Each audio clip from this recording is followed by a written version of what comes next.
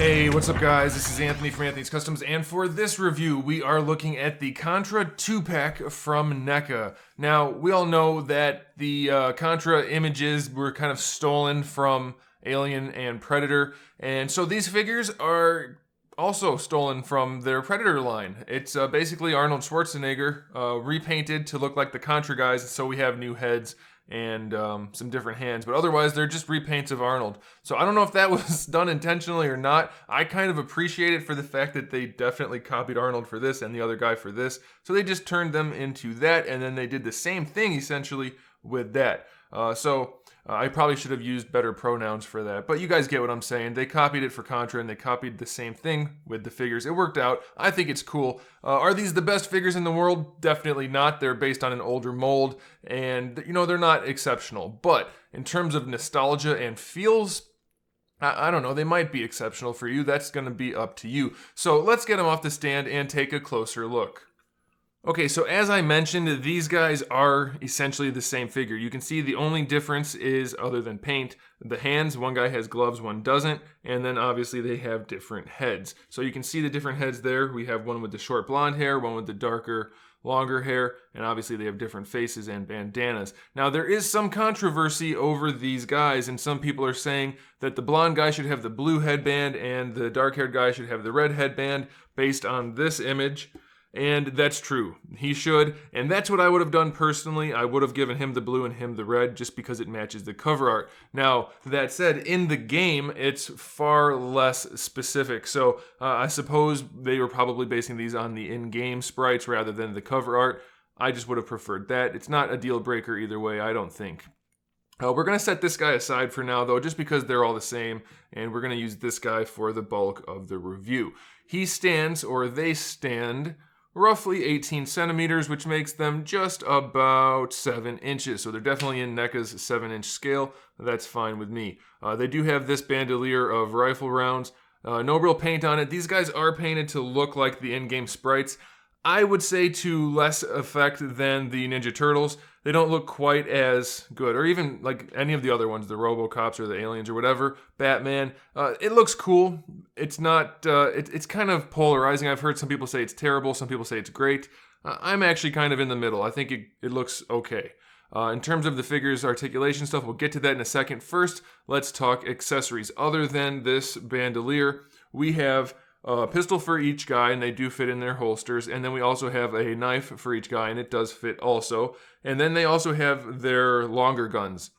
We have one that can shoot the, I guess, rapid fire rounds, and one that shoots the spread shot, if I remember correctly. I think that's what it's called, if it has a name. And so because they can do that, we have the different blast effects. We have the one that has the 3 bursts coming out of it, and then we have just the 3 individual bursts, which are separate, that can be either connected end to end or into the other 3-way burst. And then additionally, we have the one that has all 5 bursts on it, so that gives you an even more of, I guess, dynamic effect. And we have an upright piece that can hold the power-up. Now, there is one base piece that can connect to the upright for the power-up or to the upright for the blast effect. So you're going to have to choose how you use that. However, the power-up doesn't need it and the blast effect does. So decent spread of accessories and decent looking figures. Now, in terms of articulation, like I said, they're a little bit older, they're a little bit more basic. This is not going to be an impressive set, I don't think, in terms of objective engineering and quality, but I think for most of you, if you're like me, the nostalgia is going to make up for it. It's going to be a fun set to have, albeit maybe a little bit lower quality than some of the more recent engineering that we've seen. The heads are on ball pegs, so they work pretty well. They have a decent range of motion. You can lean them from side to side. They can look up, they can look down, full rotation there. So that's really good. No real problems with that. The shoulders, they come out almost all the way, so that's pretty good. Pretty good range. They rotate all the way around, so that's fine. So far, we haven't gotten to the part that I don't like. This is, though, right here, we're going to get into it right now a little bit. No bicep swivel. I don't care for that. It does have a better, more anatomically correct look, but I would much rather have a bicep swivel than have to use the swivel down here. I really don't like it when figures do that, at least on bulky figures. For female figures, it's often okay, I think. But for these guys, I think it would be better. And then, of course, you do have your elbow hinge, which gives you 90 degrees, maybe a little bit more if you force it. The wrists have just a ball peg and they kind of spin around and rotate around. Not the best range of motion there. Now this is the part of the articulation that just totally grinds my gears. I'm not sure why they did this. This is, like I said, it's older, so we don't see this kind of thing too often anymore. If they had done this or redone these guys like they did for Illidan, that would have been awesome. But we just have this diaphragm joint here, which it works okay. I mean, you can rotate it around, it leans back, it leans forward a little bit. It's just not aesthetically pleasing.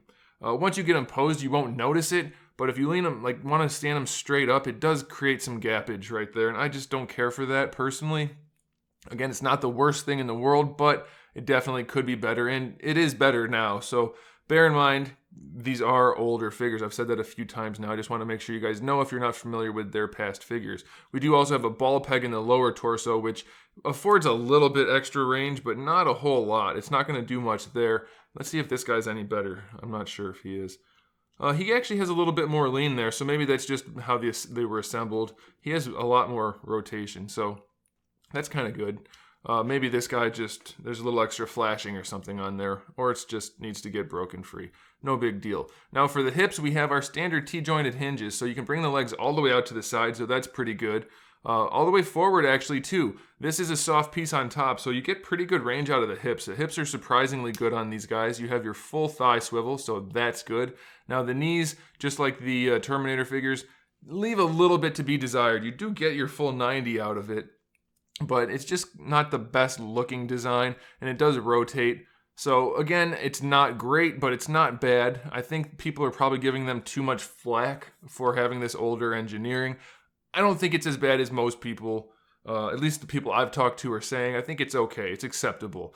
And then for the ankles, we have a ball peg, which does provide surprisingly decent range. Could definitely have a better ankle rocker, but going forward and back, it's not terrible. It's not great, but it's not terrible. And I think that's probably the best way to describe the engineering on these guys. It does look a little bit dated, but it's not bad. You're gonna pick this up because you played Contra and you were covered with nostalgia when you heard that they were making this, and so you bought it. And you're gonna enjoy having them. They're not gonna impress you necessarily, but they are, to me anyway, aesthetically pleasing, especially with the accessories, and they're gonna be fun to have. It's a decent value. I think, what is it, like 35 bucks for the 2-pack, something like that? It's not bad. I recommend them if you're a Contra person. Just don't go in there expecting them to be maybe like a 2-pack of the Heroes of the Storm figures or something like that. These are older, they are a little bit dated, but they are a lot of fun to have. So that's my final verdict. You're going to have to decide for yourself if they are for you. Thanks for watching, guys. Make sure you subscribe to the channel so you can see my upcoming figure reviews, custom figures, and other good stuff. We do all kinds of stuff here between gaming, movies, TV shows, and of course, action figures. So come back for all of that good stuff. And in the meantime, keep collecting.